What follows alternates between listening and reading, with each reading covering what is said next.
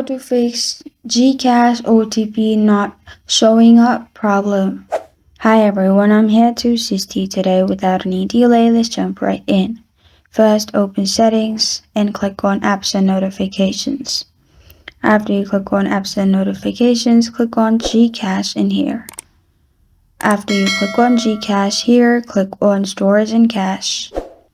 After you click on storage and cache, click on clear cache and clear storage.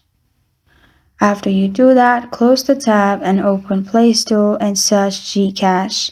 And if there is any update available, update the app. Sometimes not updating the app may cause some issue. After you do that, open VPN, which is 1.1.1.1, and turn on. Connect the VPN and try logging into GCash again. After you do that, you will receive the code.